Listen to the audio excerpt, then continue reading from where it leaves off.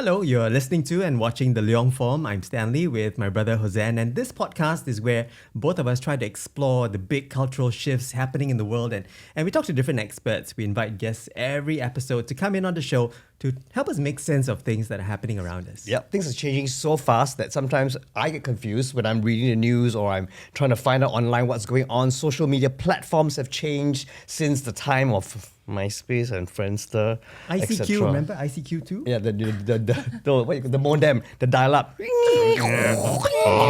cannot connect, disconnected while you're playing a game halfway. So irritating. But you used to be the big three. Yeah, well, I was more like the big one. I mean, it was radio, right? I mean, the big three, you're talking about TV, radio, as well as print. So back in our world, back then, it was just the big three. But, now things have radically changed, right? Absolutely. And so speaking of radically changing things, we have two very special guests with us, and we're so excited to be able to meet them and speak with them and learn from them. Full-time content creators. We're happy to have SeeMin and Denise. Hello. Hello. Hello, ladies. Oh my Welcome to goodness. the Leong-Form. Wait, you both did that so flawlessly. I know, that first take. introduction. No, we yeah. got script. See, we got script in front of Now us. we pretend we are flawless, but actually it's the makeup. Mine's naturally flawed. Okay, so let's just find out a little bit more about yourselves for our viewers and our people who are listening in as well. Because the media landscape, like we said, has changed so much and there's so many different platforms. So SeeMin, what do you do? Wow. Yeah. Wow. Yes. Wow, what does she What not did you do? not do? Yeah. I do a lot of things. It's called but- Miss Pao Ke Liao. Exactly, right? In this landscape, you need to be pao ka liao. But first and foremost, I am still a Jagua tattoo artist. So I use Jagua ink to adorn on people's skin. So Jagua ink is a natural pigment that stains the skin a beautiful tattoo blue for 2 can we weeks. look at it? Show mirror blood. Show camera. Oh, Yeah, that's a so blue nice. rose. Yeah, Okay, so exactly. you but it's not permanent. It's not permanent, so Okay. it stains for 2 weeks. Okay. And this is real tattoo. This is Jagua. Actually, it looks about the same, right? The Yeah, colour and everything. right? It does. Yeah. And it's not as painful. It's not painful at all because it feels like henna. Okay. Yeah. So this is what I have been doing for the Okay. past 9 years. Oh, And as a then- job. 9 years. Yeah, it's been 9 years. Oh, my goodness. Since I was in university. Wow. Next Okay. year's a big year then for you. I know. Yeah. Celebrate. Oh, yeah, Yeah. exactly. Okay. Yeah, but only during COVID, I started to slowly pivot into doing more content. Yeah, and from last year onwards, I started to go all in on YouTube. Ah. Okay. Yeah. So All on right. YouTube, I create content that is a lot more like reflective pieces, done in a very cinematic way. So it's like a cinematic short film. Very Yeah. cinematic. Bolded and underlined. Very cinematic. Yeah. But all my boyfriend's work, essentially. Yeah, but the reflections and really my contemplations about life Okay. goes into there. So it's on YouTube. Yes. Okay. And so it's kind of like a not say karaoke video lah, but like you walk around Singapore, you talk and you reflect. Is it? Yeah, I guess. Sometimes Okay. I walk around Singapore. Yeah. In the car. In the car. On what random Okay. hill. Right. Oh yeah. Yeah. Sometimes I just like film it at home. Yeah, but we're trying to really romanticize and beautify life. Oh, that's wonderful. Yeah. But it sounds like quite a radical shift from, just Jagua, art and painting and tattoos to now cinematography, almost Yes. short form, short versions of it. Yeah. How do you actually transcend that medium, if you like, from ink to To film, internet? Yeah. Wow. You did that. To Okay, a moment for that. Yeah, that's a very good question. When I was doing Jagua tattoos on people, I realized what was something that I wanted to do because I wanted to earn pocket money to pay off my university loan. Okay. It transformed into an art form that allows me to connect with people super deeply. Because I co-create with the person that I'm drawing on for every single artwork. So not entirely like a traditional artist where, I just create from my own thoughts and my own like emotions and I put it out to the world and people buy it. But this time round, I create with the person that is about to receive it in mind. Right. Yeah. So in that process, I get to excavate like each human being really deeply in the small and big things that they go through and that they want to document into a tattoo design. Wow. Yeah. That's So beautiful. I know. that whole process was so healing to me. Okay. When I realized that that was what I was essentially doing. I was not just giving people tattoos. I was really journeying with people and making meaning out of the things that happen in their life. Right. And that was what made me realize in COVID, I think this cannot only happen one-on-one. I want more people to see this. I Yeah. see. So that's hence, therefore, it became visual Yes. online. Yes. Wonderful. Oh, I love Yes. how you said Yeah, it. yeah. Oh, Yeah. thank you. I like how you said the word healing. It was healing for you. But Yes. can I take a step back and find out what were you trying to heal from? Oh, I think it was such a great time of my life that I did Jagua tattoos because it was in my 20s. I think people... Aren't you still in your 20s? No. Sorry to bring it up. All right, we'll probably edit that out. But anyway, okay.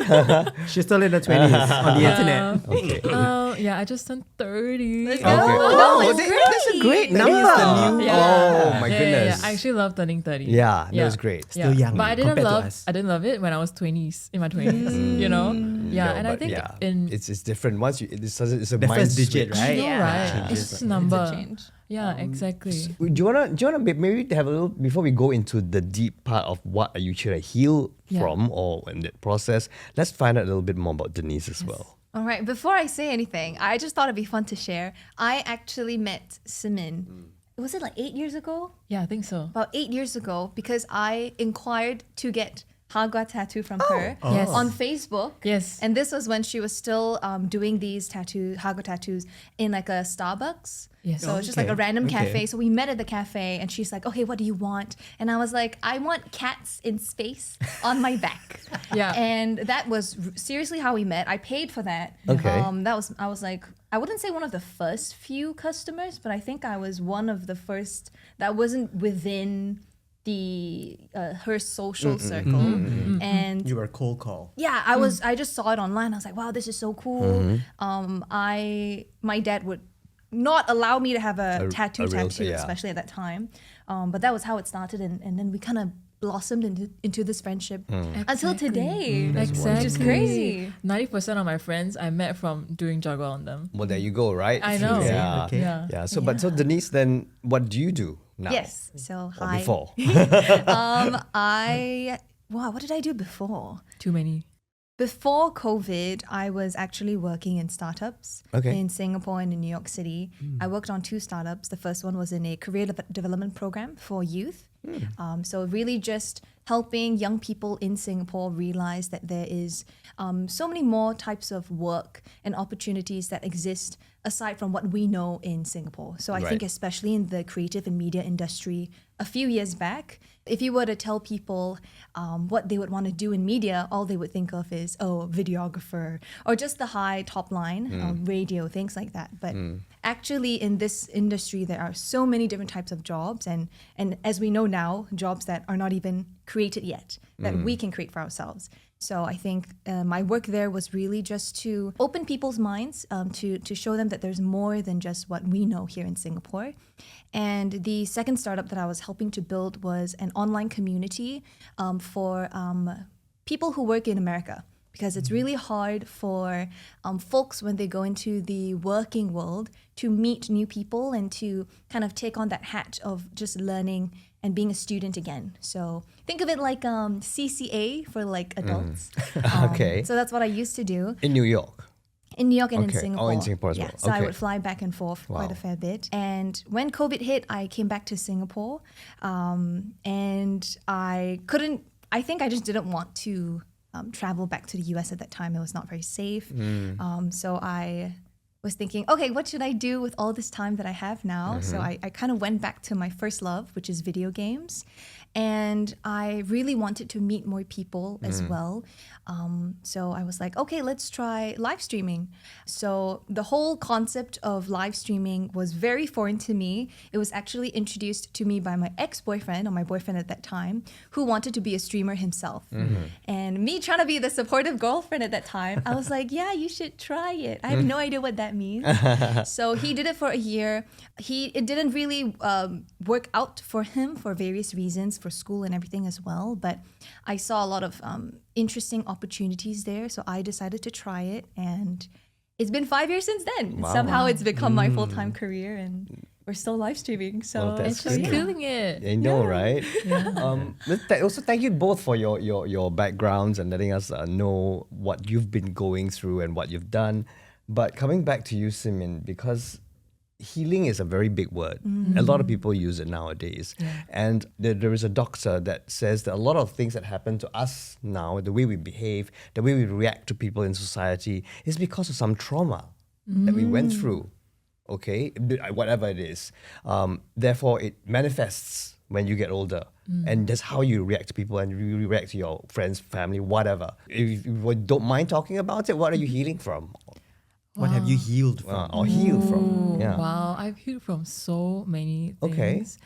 Because I think I started Henndrawn when I was 21. Henndrawn is my Jagua tattoo business when I was 21. And it really saw me go through my 20s. I think from 21 till when you're 29 is like, wow, like you'll go through so many changes in Yes. your life, and also in your psyche, in who you are, in yourself, your Discovery. concept. Yes, exactly. And when I started Henndrawn, I didn't dare to call myself an artist because I was suffering from so much imposter syndrome because I was not educated in the arts. Yeah, I did not have an arts degree. So you didn't come up from NAFA or Yeah. I completely feel you. Oh my God, really? You also didn't? I never went through school. I flunked. Oh. Never did acting school. Never did anything. He did engineering and French. French. Exactly. So, hello, imposter, right? I mean, Yeah. all these years. I mean, so all this will come out in my brand new show, Hosanna.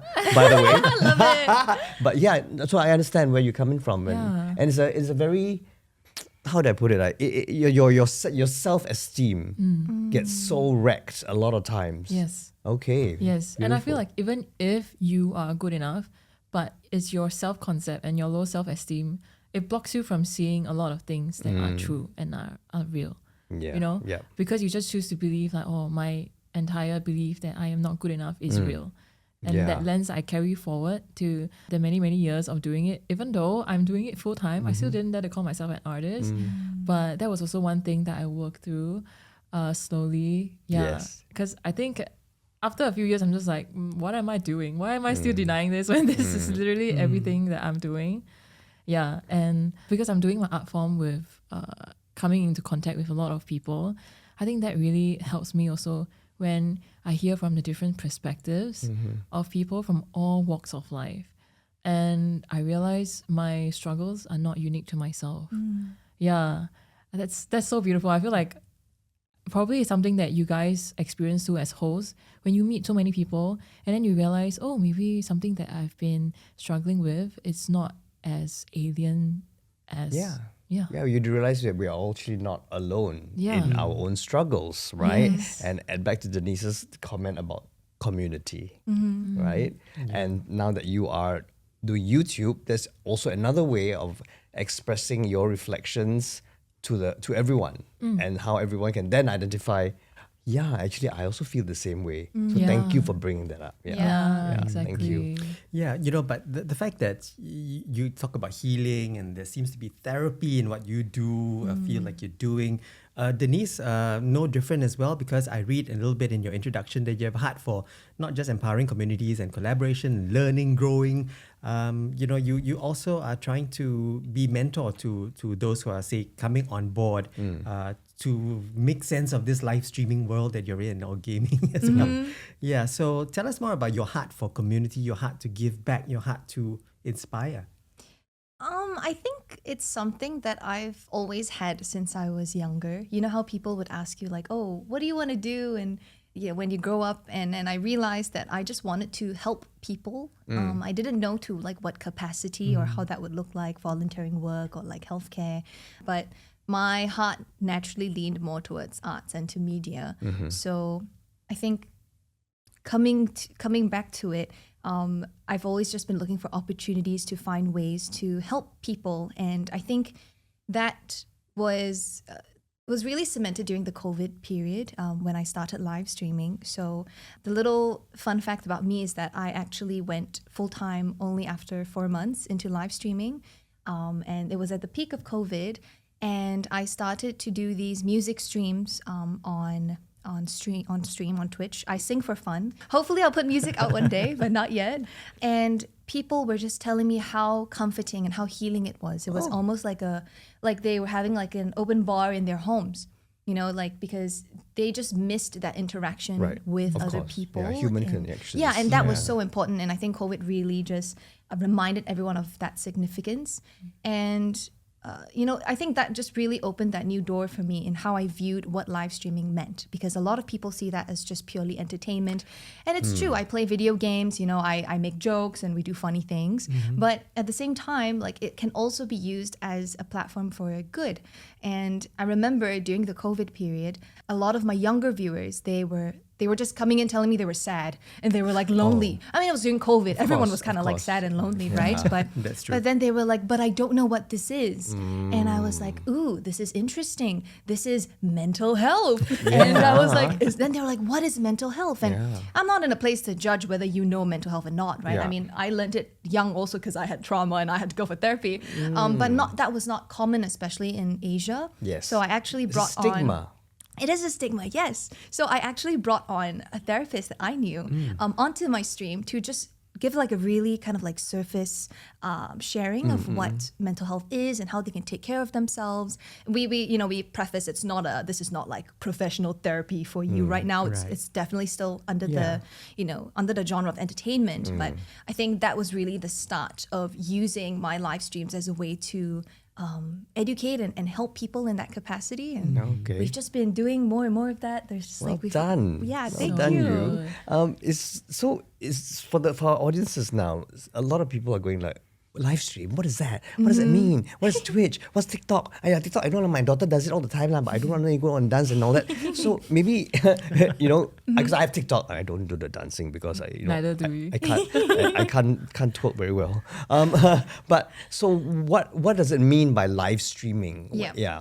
So I like to classify live streaming as in two ways. One is the Eastern approach, which is live stream selling. So I think in Singapore you see a lot of that, right? Yes. Like, this thing is going at this discount. A lot of people do it, especially in Singapore now. TikTok Live, TikTok Shop highly pushes that out. It follows the Chinese culture. Oh, okay. The one that they just... Yes, which is incredibly impressive, right? Like insane. Like I don't know how people do that.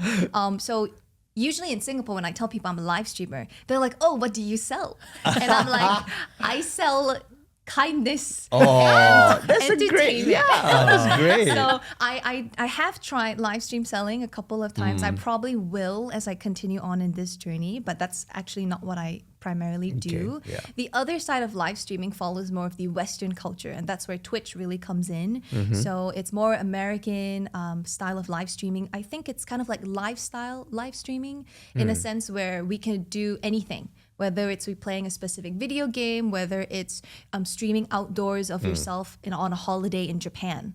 And the community there is quite different because they will watch through the entire stream with you regardless of how long you go for. Live. Wow. So they don't have work, they don't have school.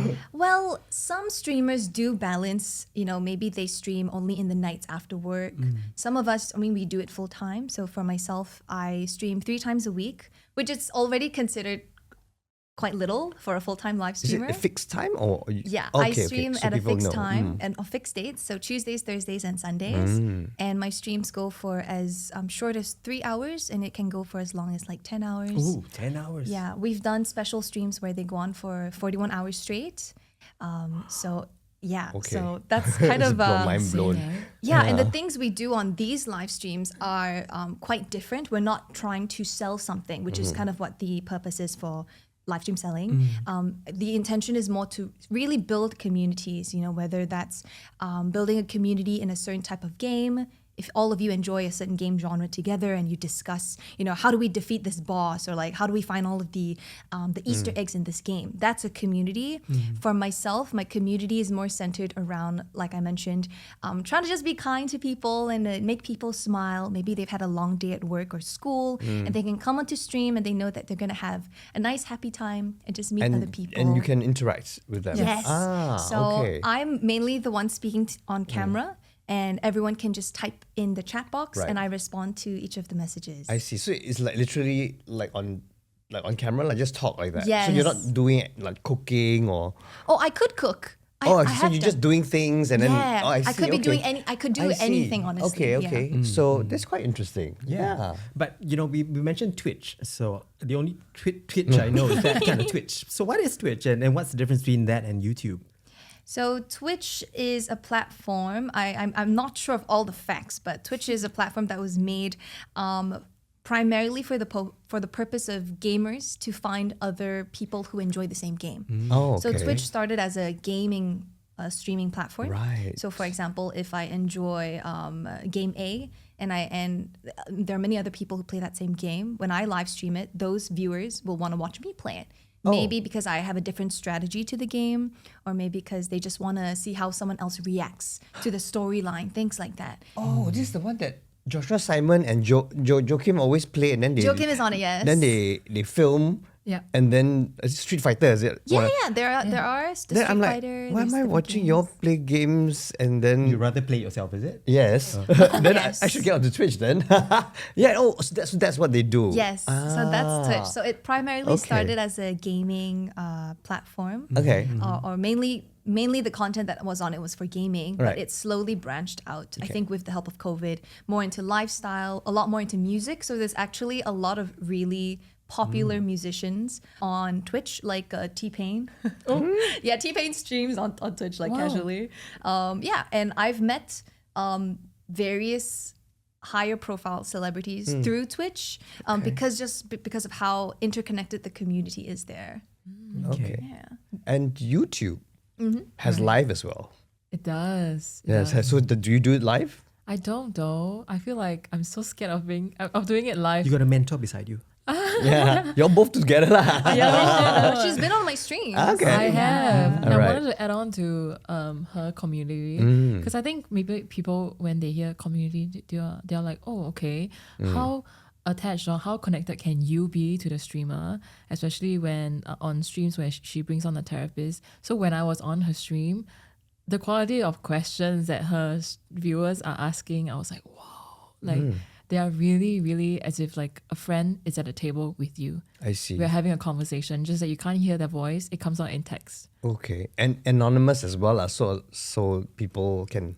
Yeah, they do have like usernames. They Right, don't yeah have lah. to like be like Hosean Leong has like asked this question. Like they can choose to reveal as much as they Okay. want to. Yeah. And then and so the age ranges are the demographics of your listeners, viewers. 20s and under? For Oh. me, Suspecting? actually, I would say it's 20s to 40s. Okay. Oh. Yeah. Oh, same. Yeah. So Yours as well. yeah. Okay. So same Yeah. target audience, both of you. Yeah, think so. it varies on. For me, it varies on different platforms that I'm on. But I think for live streaming, I would say that it's about 20s to 40s. I have kind of a reach in Singapore, Philippines, Indonesia, Malaysia, and the United States.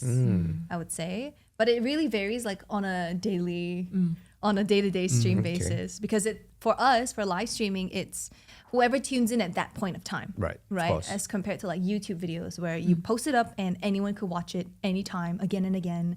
So it reaches very different audiences. Right. So for the live streaming bit though, is that going to be archived? Can people still go back, say, the day after you've live streamed it to watch it? Yes. So you could still watch it. I think the platform is making some adjustments, but we do save all of our previous streams and then you could rewatch them.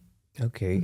Back to YouTube because I think when I first started trying to get into the social media landscape, suddenly YouTube exploded. Suddenly, Yeah. right? Yeah. And then suddenly there were all these YouTubers, as we used to call, how does that work though? Because how do you suddenly become a YouTuber? What? Yeah. How does someone go? Yeah, I like this one. Then suddenly become like famous. Yeah. Yeah. How does one start? How does one start? Yeah. Yeah, you start with the numbers of fans and followers first, or you have good content and people naturally gravitate to that. I would say being a YouTuber is kind of like any other job, right? Like you feel like you are doing this full time, then you can just call yourself a YouTuber. But I think a lot of people put a lot of emphasis on metrics still. Maybe like you will feel like a proper YouTuber if you have 100K subscribers. Yeah. Yeah. Or if you can earn a decent living of it every single month. Yeah. Right. Or yeah, I don't know. Actually, Okay. to me, it's more like a mindset. I Yeah. guess, yeah. Yeah. Because there's like the IG, for example, as well. Because I'm quite active on IG because I don't know, I like I said, I haven't tried Twitch and YouTube for me at the moment. When I first started it, I didn't know how to get into it. I started putting like content up. I thought, who's interested in all these kind of things, you know? So yeah, because I didn't know where to start. There was no handbook, no guidebook, Yeah. right? Yeah, For exactly. for all of us. Yeah. Hence the question: how did it explode into this sudden phenomenon, right? And then after that, monetizing it. Yeah. So perhaps we not going into the finance bit, but how does one monetize these things? Ooh, I think for YouTube it's a bit more special as compared to other platforms It is. because it is the leading platform for monetizing creators, Yep. not from the viewers directly, but from advertisers that are paying for the ad roles. Oh, okay. Yeah, so essentially it creates a very healthy relationship between the creator and the audience because the audience always gets to watch for free. Ah, yes, that's true. Yeah. So And then the advertisers, they don't come to you, right? They just No. YouTube just plonks them in. Yeah, correct. So it really depends on how much YouTube and Google they're selling the ads. So like for example, during peak periods like Black Friday periods, there will be higher CPR. Yeah, the rates, cost right? cost per like 1,000 Exposure. 1,000 views. Okay. Yeah. Google, are you listening? Help. Yeah, but I think monetization, Right. like how much you get per 1,000 views, it really is still a mystery to all of us creators because it really depends on the number of subscribers that you have, Okay. the number of videos, how long is your video, what is the niche of your video. So, for example, finance videos actually earn a lot more Yeah. per 1 minute. Yeah. We should do more finance topics. I know. No, yeah, because we were supposed to speak to it anyway. We'll go Yeah, talk about okay. that. Actually, yeah. But 'cause- no, because it's true, and then when it goes into like a lot of viewers there, Yeah. the Yes. financial Everybody wants to make money, what? Exactly. It's Exactly. true. Yeah. Okay, so you're doing okay with YouTube. So for now, I feel like my AdSense doesn't really pay. If I live in Singapore, I cannot Yeah. earn purely off it. Yeah. Yeah, but the main thing Yeah. that YouTube creators earn, the main way that YouTube creators earn is from brand deals. Right. Yeah, so just like how, on Instagram or like on TikTok, brands can sponsor a video, they can do the same for YouTube. Yeah, but it's just Okay. that because now I feel like because long form content, there is data that shows that people actually pay more. They're more willing to pay for long form content and they're not willing to pay for short form content. Yeah. But I thought people's attention Attention spans span. Exactly, but most of our attention span is on short form. Yeah. Yeah, so I think there is that gap there for people who can really study YouTube and to like kind of make it and break out of the algorithm in that sense, where they can manage to scale their numbers. And in YouTube, the amount that you can earn from a single video, it's unlimited. Like Yeah. it's exponential. Yes. I was Yeah. gonna say exponential. Really Yeah. exponential because like I feel like on Instagram or like on TikTok sometimes there's still a little bit of a cap. Yeah, because the algorithm really severely limits the way that you grow. Yeah, but for YouTube it's really like exponential. You can have creators earning millions off just one 5-minute video. Yeah. My And goodness. there's a limit as to how much brands are willing to pay for short form content. So no matter how good you might be, no matter how many followers you might have, at least in the Singapore landscape, brands are only willing to pay this amount. So once you hit that ceiling, then you would ask yourself, okay, what's next? How do you earn more money than that? And Wow. YouTube has proven to be the most stable kind of a platform out of all the social media platforms in terms of creators earning money. Yeah. see. It's because short form content, they have that longevity issue. Right. Because like once the content piece is not fresh anymore, the algorithm just doesn't really push it out. Pushes it, yeah. Yeah, that's why there's a cap. But for YouTube, it's like it's forever. Yeah. Oh, Yeah, that's because so you can rank for interesting. search, and sometimes, like even if a video doesn't do well, but maybe in like A 4 few years, years. a few years later, something happens in the world, and that theme Video becomes relevant again. Yes, the video becomes extremely relevant. It can just shoot up. And it can earn you money again. Yeah. I mean, have you seen that happen? Both of you, so something that you've done, a project, a film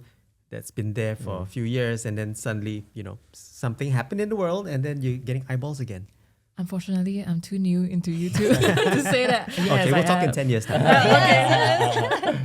And Twitch though, I mean, Twitch is interesting because I think I'm going to try and really come on board. I mean, why not, right? I'm in this time of my life where there's nothing to lose, right? I'm already on TikTok and I got thousands of likes just me filming myself on a bus, Wow. singing the wheels on the bus go round round and and round. And I'm like, seriously, guys? You like these things? So, I mean, I'm not judging anyone for whatever, but it confused me. But why are people watching this? So, for streaming, live streaming, they stream themselves sleeping Yeah. and things like you do. No. Oh, I okay. don't personally. but- No, you did. Like, I mean, for your special streams. I remember I hopped on one and she's like taking a nap. Yeah, but no, her husband is playing a game. someone else came on. I don't sleep, and the camera is Okay, have it pointed at me. But Voyeuristic though, right? The whole The idea, like- whole voyeuristic thing, is that why as well? People like the kind of... I've been doing this for so long, and I still have no idea why people watch my streams. for that matter. Yeah, like I genuinely don't, and I do ask my viewers once in a while, I'm like, why do you watch my streams? Like, why don't you want to just play the games yourself? Yeah. Right? But it's really that aspect of community that people like. So I'll give you an example. So when you have streamers who maybe they're sleeping on stream because they're doing like 51-hour streams, for example. They have to sleep, right? People actually like the element of being able to chat with one another while they're sleeping. Oh, okay. So then there's that So community. it's like open platform for people, things happening. So things are Okay, still okay, happening, okay, okay. and they could come up with their little inside jokes, for example, while that's happening, and maybe they'll surface it back up to the streamer when they wake up, and they're like, "Hey, chat, how we doing?" And chat's like, "Oh yeah, this happened while you were asleep," for example. So I think that element is really exciting to a lot of people, and it's very, very different. It's the most interactive platform. As compared to all the other social media platforms out there. If Okay. I were to fart right now, we could cut it out. Right? Exactly. But if I were to fart on stream, all I could say is, excuse me, and chat says, girls don't fart, as a joke, for example. So, that makes kind of makes a lot of space for authenticity. Okay. And for I us to be see. very real with each other. And I think that's really the value that people like of live streaming. Okay. So I do agree. I think there are streamers who do very questionable things on stream, but I mean, to each their own, right? And Yeah, I I mean, think not our place to really say much exactly. about that. But I think when you strip all of that down into like why people enjoy it, I think it's really just that And it's level the of interaction. ranting. The ranting, sometimes I go like, they go on live or they just film themselves ranting about life, about experiences and all that. Then I'm like, because last time it was the forum page we used to write in.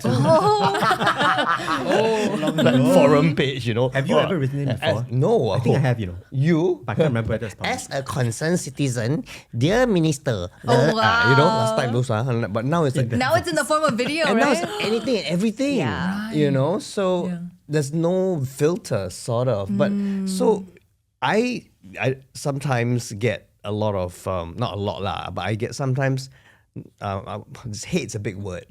But do you know what I mean? The comments that are not nice. That how do you deal with it? Right? Wow. Yeah, because I tell myself it doesn't affect me, but it does. But it does. Yeah. Yeah, it does. I think there's a very real human in you that like feels affected by this. Because for me, at least, it was me really self-checking. Like, what they're saying? right? Is it right? Yeah. Yeah. Is it true? Am I really like that? Like, do I need to be better? But then after a while, I realized like, oh, okay, I'm putting out really my honest intention is to be good and to be wholesome and to make people feel more hopeful in the world. If they see a problem with that, then I need to also recognize that it's their projection. Yeah. Yeah. Yeah. And for me, I get hate messages in real time. Yeah, well, Yeah, because because live we was, live stream, right? So Yeah. if someone doesn't like something about you and they just kind of type it, you go through different days. You know how some days you get affected by Of comments course. more than other days? So some days I'm like, oh, they said something bad about me. I'm like, it's okay. And I just kind of like move on from it. Some days it really gets me and I'll just be so honest with my viewers and be like, chat, what that person said made me kind of sad, you know, like, and I think again, it kind of boils back down to just being very authentic and, you know, just, I'm not trying to pretend to be someone else when these messages come through, but just really showing everyone how I were to get through it normally. And I think that helps people as well. I also try to tell my viewers, like, don't take anything you see online personally. So if someone says you're pretty, take someone saying like, oh, you're beautiful the same way you take it as you're ugly, you know. So if you don't value any comment at all, you're not going to get as affected by the hate comments. Right. So that's good yeah. advice. That's good advice. That's good advice for everyone because a lot of us have social media presence, right? Yeah. So regardless of whether you're a public figure or just a personal account, you're still going to get comments. yeah, my husband used to be very affected by some of the comments that I would get, and he'd be like, "Why did they say that about you?" And then I'm like, it's okay. Like if you don't let it affect you, like it doesn't matter. And so a lot of I have to tell a lot of my family, like, you know, like we make content. Yeah. Our platform does a lot of good things, Yeah. but that comes with, you know, The other some side. hateful messages. Yes. So don't think too much into it. Don't worry about, you know, whether your daughter is like going to spiral into like a hole, Yeah, because I'm yeah. okay, because I am very aware of the value that I'm putting out there into the world. And so you shouldn't worry about what they say too. But it's important for the younger Yeah. people who get affected, hence the mental Yeah. health issues that come about with these comments from sometimes anonymous people or people just out to get you for whatever reason, jealousy, envy. So it's good to be able to somehow handle it on your own. Yeah. You must be sponsored by Under Armour or something. Oh, wow. Why? Because the only way is through. But you know, it sounds all fine and dandy. You know, the public personas that you both have online, SeeMin as well as Denise. But what are some misconceptions about the job? You know, perhaps some people think, oh, it's just so little preparation needed. Perhaps it's just going online, playing games, or just thinking up a storyline and going out and doing a shoot kind of thing. But I'm sure there's so much more that goes into the projects that you both work on. Yeah, Denise? I think a lot of misconceptions about live streaming is that you just kind of go live, right? And you just stream and you don't really have to put Prepare. effort into it. Yes. Wow. I agree that sometimes, for example, just yesterday, I just went on to stream with my husband and we just played a video game and it was like super chill and we just had a good time. It was a great game, you know? And Did you win? Oh, it's like I wish it was a Oh, it's winning a game. Yeah, but team we game. played. It's a team game. Okay. Yeah, but if it was 1v1, I would definitely win. I agree. Keep it team Yeah. tag team. Yes. But yeah, so sometimes we do streams where it's true, it doesn't require that much preparation to it. But I think if you want to make it into a career, if you want it to be like a sustainable kind of like job, then there's so much effort that goes on behind it. And I think beyond effort is discipline, right? I think all of us can resonate like with the fact that if you're not disciplined, I think it's not possible for you to make it through in this particular industry because there are so many people. There are honestly so many streamers, so many YouTubers, so many content creators. And if you are just simply not disciplined, it's easy for you to kind of just fade into the abyss. Yeah. So I think that's one big misconception, that I think people think that maybe live streaming is like the easiest type of content because you kind of just go live and you just start talking. Yeah. It is easy, right? But I think if you want to do it for a long time, then you really have to keep. It also building depends up on your it. personalities, though. I think so. Right? Yeah. And creating videos is a different ballgame altogether because you don't just walk or talk out of, you have to Thin air. storyboard something. Yes. Yeah. Oh my gosh. And the degree that I do the storyboarding is like Crazy. it's a Right. full-on production. Exactly. So Yeah. it's completely different from live streaming in that sense because, for those of us who do video work, storyboarding, coming up with concepts, coming up with camera shots and all that. It is not easy. It is not easy. So, would you get training for all that? Ooh, actually, yes, low key, but also not really. I interned at a production house when I was taking leave of absence from uni, just for a bit. I think for 3 months. So that's a little training that I had. But everything else, I feel like I learned on the job. But also, I'm very privileged to have my boyfriend, who is a professional cinematographer. Oh. Yeah, so whatever that he does, I just observe and I learn. Yeah, so I actually learn a lot from him, even if I'm not really like, can you teach me how to use camera? Yeah, I just learn a lot from observing his work etiquette, the way that he works and how he produces everything. Because he works on big sets, right? So communication is something that needs to be priority. Yeah, so each department needs to know how to communicate with another department. And I think that's also why we can work so well together, because we understand that. And then we, as creatives, I think the hardest thing is to lay out what you're exactly thinking and visioning in your head and making another person understand. Yeah, Absolutely. So because he films you, Yes, right? yes. So as you're the creative, you need to download all this vision Yes. to him, so there's no misunderstanding during the shoot. Yes. Okay. Yes. Yes. Got Have it. there been Those moments. those moments where What are you no, talking this is not the idea. No, don't tell me that. I'm the professional cameraman. What is this? Like that. All the time. But thankfully, I am not one for. I'm not like a control freak, so I usually just let him have his way, because I do also acknowledge the fact that he's so much more experienced than me in certain aspect. But like when it comes to things that determines or like affects my personal branding per se, or how I want myself to be perceived as a brand online, that I have more say. Yeah. Okay. Yeah, but we are very logical people. We'll just talk it out. But obviously, we'll be like, why? Why cannot? Yeah. Yeah, when the why cannot. Yes. Yeah, why did you change Because I the remember shot? when I was given the chance to direct a TV sitcom. I never directed TV before, you know. So and I don't know how to do storyboard. I'm coming from an actor's point of view, right? But I know what I want to, in my head. Yeah. So what do I sketch? So, you know, I think I don't know if you do it, but how do you tell him what you want? Because I tell my AD, I go, okay, so for this shot, I want the close up. I have no idea, you know, like then you know, this is called what? Oh, zoom, zoom. Pan is not a frying pan. Exactly, yeah, exactly. So He did Yeah.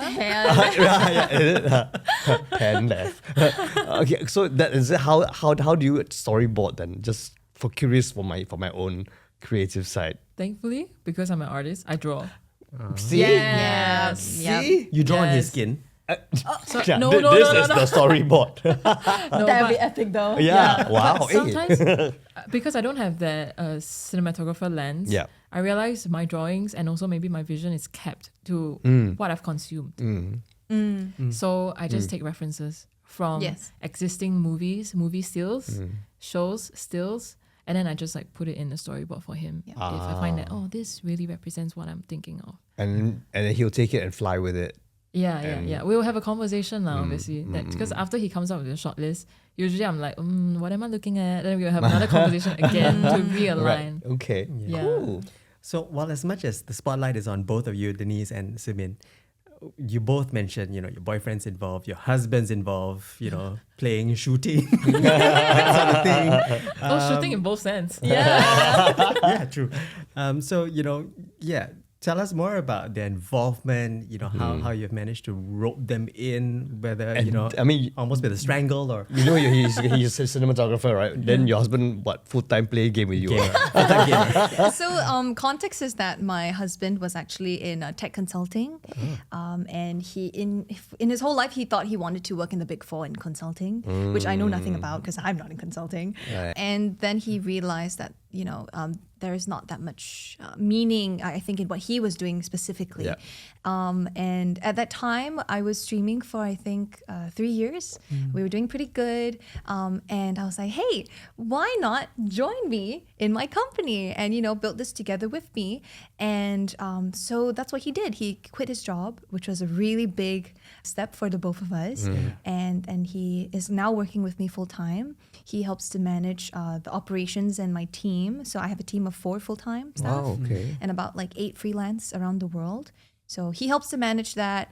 He's also kind of like really that creative mind. I think if you meet my husband, Tim, you might think, oh, he's like really shy and like introverted. He's so funny. But Tim is just so funny. He's such a hilarious person. He's so creative. And he told me, in order to get one good idea, you need to let me say 9 really bad ideas first. Okay. And I'm like, Fair okay, enough. so I have to like tolerate 9 really bad ideas. But no, he's really great. So he helps a lot with, I think, coming up with the concepts as well. And I think because I am quite business focused actually, so he helps me to figure out how can we grow the business so that it's more sustainable in the long run. That's amazing. Yeah, so this is his second year. Wow, well with done. us. I know. I hope you got a bonus. Well, in various ways. The bonus is Denise herself. Yes, I am the gift. The biggest one. So we're talking about business now. So because it's so interesting to find out, because back in the day, right, everyone was called an influencer. Oh, we still are. Yeah, but then that word kind of seems to have dropped out a little bit. Everyone's a Maybe it's because of the content flu, creator. right? But then there was there some government thing that said these influencers are not paying taxes, Oh, I etc., remember etc. this. There was a big hoo-ha about it Yeah. because with your income comes, then you don't declare what, right? Because hey, this is peel fresh orange, and then they give you money, Yep. then you put in your bank, then that's it. So is there a control element now that oversees this industry? I think it's gonna get more controlled, to be honest, with more people becoming influencers and like content creators. I don't know the facts of it, so I'm not gonna like say the facts. yeah. But like for us, like we're registered as like Because you're a private company. limited. Yes. Yeah. So that kind of helps us with like sorting out like what are our finances and taxes and all that sort of stuff. The reason why this is important is because when I first started live streaming, I was 1 year in. My income got leaked on the internet.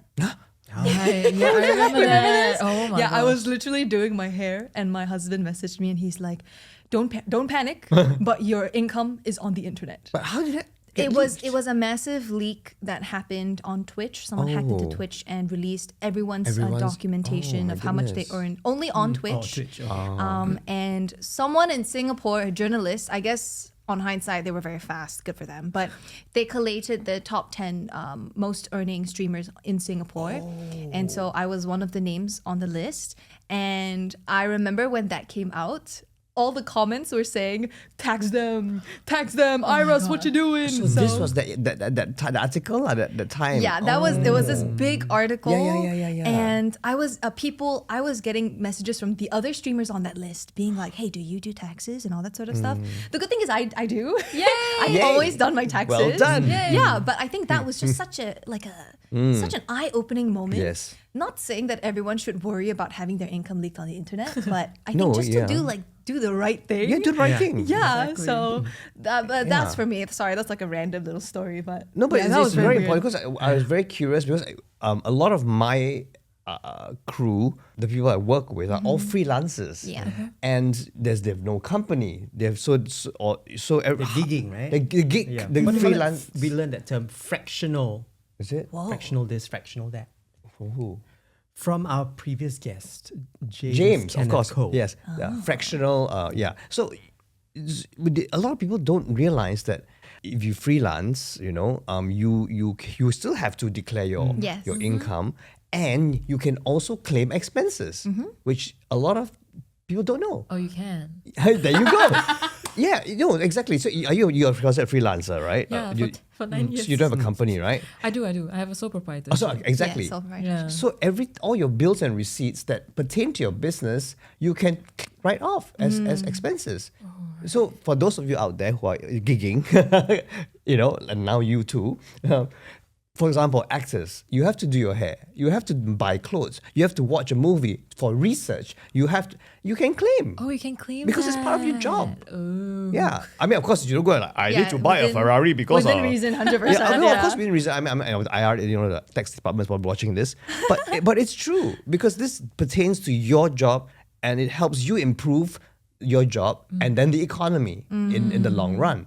So keep all your bills and receipts and all that, please. Yeah, Tell I think just Yeah. it's just important for like us to like know the Yeah. basics of like Exactly. how taxes work. Yeah. It's just good knowledge to have. Yeah, anyway. and now that but y'all are going to be adulting very soon, so you know, already adulting. trust me, that's scary, but you have to do no choice, right? Yes.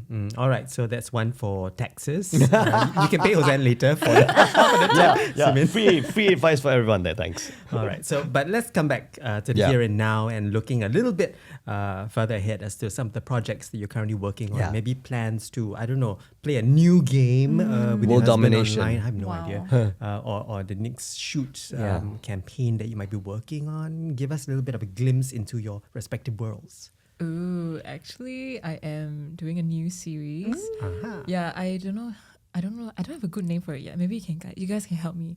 Sure. So basically, I am bringing my Jagua tattoo appointments to YouTube. Yep, so smart. But because Oh. I'm picking my guests, it's kind of like a podcast.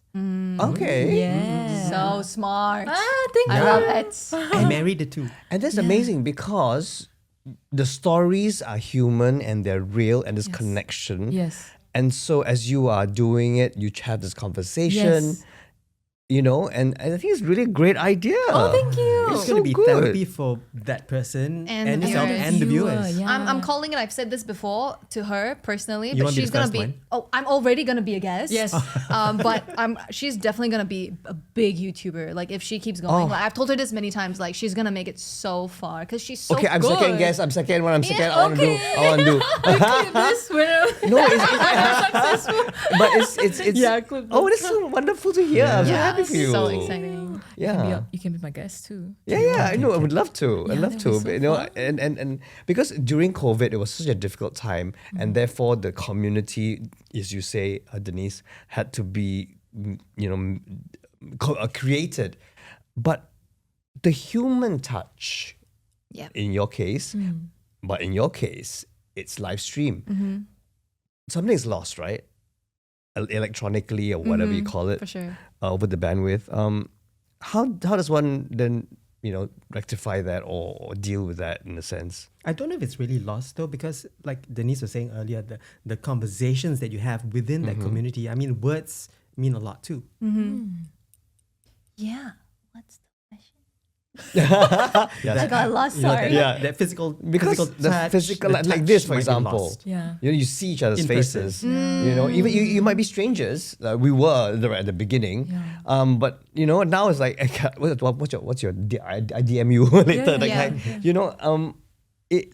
On live stream, does that happen? Do you all become friends in real life after that and meet up and stuff like that? Yes, I think I have made friends with some of my viewers online. I would say that it happened more at the start, Right. before I started doing this more full time.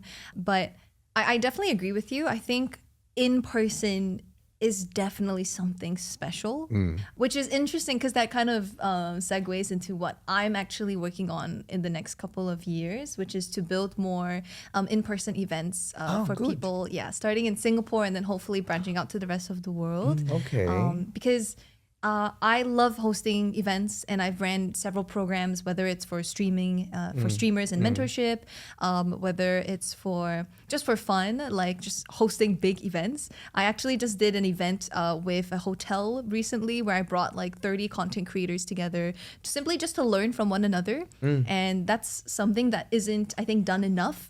In Singapore specifically, just bringing people together to collaborate and to share their knowledge. SeeMin was actually one of the workshop leaders. Oh, good. Yeah, so that's what I want to do more. And I think live streaming will always be an assistant to that. So Right. whether it's hosting events and then streaming it for the greater Yes. people to see. I actually live streamed my wedding.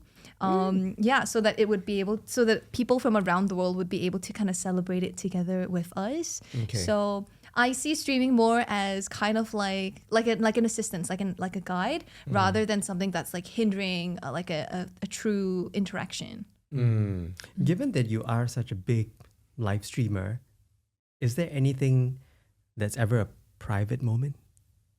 Ooh. Yes, I think I have that boundary. I would say that I chose to keep some moments public. So for example, when my husband was courting me, I think we agreed that we wanted that to be a process that the viewers could join us in. Because I think especially in live streaming, it's a little bit glorified to be like a single attractive woman. Like you could get more viewers if you're single and all that sort of stuff. Yes. But I didn't want to take that route. So even though that kind of might hinder me in terms of how big I am as a streamer, I rather prefer my husband to be on this journey together with me.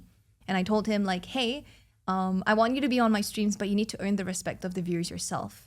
And so that's pressure. Yeah, no, but it's true. And Scary to get married. I know. No, but he did, and he earned it. Like, and everyone Fantastic. loves him now. Like when I stream, they're like, "Where's Tim?" Like we want Tim. Okay. So funny. I loved him. So We should all go out for coffee. yes, we should. 100%. Yeah. So I and so we chose to keep that relationship, that process, I think, public. Also knowing that we were gonna smart. go end game. Yeah. But I think there are lots of family moments that I do keep private that I don't necessarily share, or I share it maybe like months from now. And I think the important thing is just communicating it with my viewers and just letting them know. Like some viewers come into chat and they're like, "Hey, where do you live? Like, what's your like, And I always just remind them like, you wouldn't want a random person to ask you that, right? Absolutely. So if you wouldn't want that, I wouldn't want Because that. this is what I think both of us, we are different kinds of media, but you keep your family on a separate platform.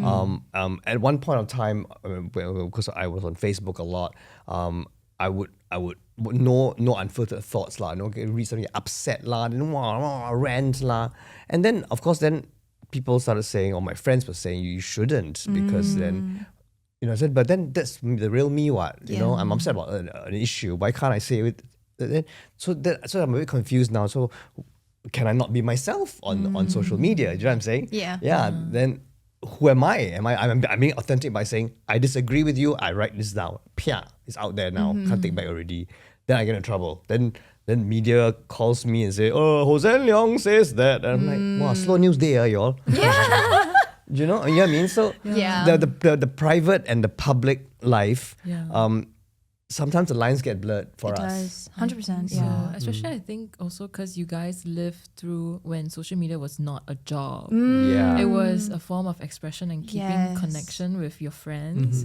So you have to transition from just airing out your thoughts to now curating a personal brand Yep. on your platform. Yes. Yep. Yeah. And I find that a little bit difficult because I've like I think I guess my brand is just me lah, the face like that, right? Cannot help the brand really. You are the brand though. You Yeah, are the it's brand. true. Yeah. I'm But that personal tall. branding, I mean, that's a very Yeah. good topic to discuss another Yeah, time. why not? Personal branding. How do you go about branding yourself? Exactly. Right, apart from your hair color. We could go on for 3 hours. Yeah, we could. I was telling her when we found out we're gonna be guests on this podcast, and they were like, "Oh, it's gonna be for an hour." I'm like, "An hour? We could go on for 4 hours if we wanted to." Honestly, Y'all book already. Can we book 4 hours, right? The studio? No.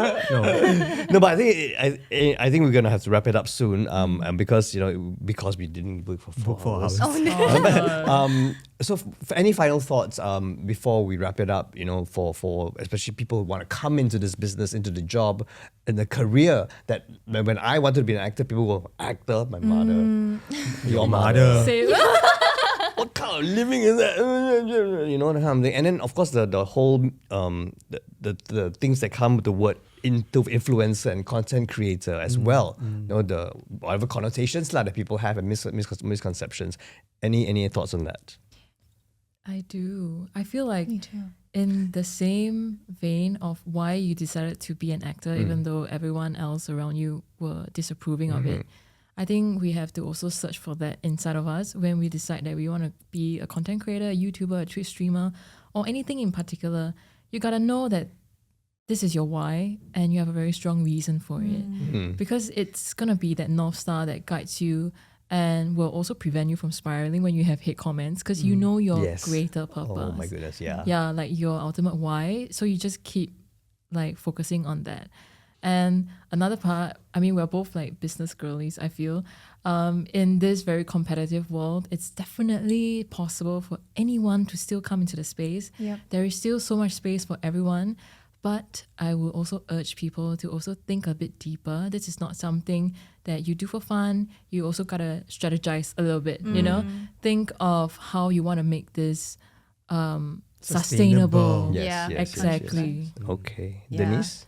I mean, I think the new media landscape is so fascinating because you could do anything. I think you wouldn't be able to say that just a few years ago, right? Like you wouldn't be able to say, hey, I want to pick up a phone and share about something and that gaining traction and you building followers and community from that. But now is a time where you could do that. So what do you want to do with that ability, Right. What do you want to put out there to the world? I think very similar to finding a North Star, figuring out like who you want to be, the values you want to give to people.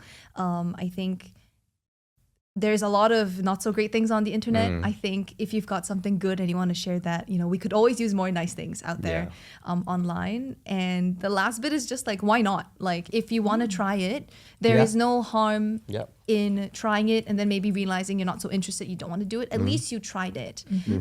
And it will be helpful in anything that you do. I've seen how social media is now almost like a new currency Right. in how we work and in how we engage with people. So why not just try it? Absolutely, and that's one of my mottos as well. Good things must always share, Yes. right? Okay, so on that note, how can people contact you online? Where can they go? Your platform at SeeMin. Oh wow, mine is so hard to pronounce, but it's SMXNE. Yeah, maybe you want to think about changing it, man. I know, but SMXNE. yes. Yes, yes, okay. you can find me And on TikTok, Instagram, and YouTube with the same username. We'll check that out and follow, like and follow, subscribe, etc., etc. And then Yes. for you, For Denise. And I am Supercatkei, SuperCatkei, on TikTok, YouTube, and Twitch. Unfortunately, I couldn't get the name on Instagram, which I'm pretty sad. So really? Instagram's just my full name, Denise Teo Jiaqi. What Chinese name for it? Yeah, but you can also type Supercatkei. I'm sure it would come Yeah, up I'm sure too. it'll come up. I just Okay. didn't get this. I didn't manage to snag the username. But yeah, Damn, that's Fabulous. me. Yeah. It's just some random person from Japan. Oh no! I've messaged them like, please, but they don't reply Release me. it, release Oh, it. wow. Okay. Okay, well, I think it's been really Yeah. insightful, you know, hearing the lives of both of you, Denise and SeeMin. And I think, you know, you preach happiness and you preach healing. I think it couldn't go much worse than that on because the internet. I mean, we were both of us are really excited. I was a bit apprehensive because I didn't know what it was all about. You know, it was new media for me. But now that I know, stand by ho. Yeah, join The us. world is New your fan oyster. follower. Yeah, Assemble Adventures. Anyway, thank you so much for tuning in to the Leong-Form. We'll see you in the next episode where we delve deeper into more very interesting issues with Stanley. With Hosean. I Bye. forgot my name.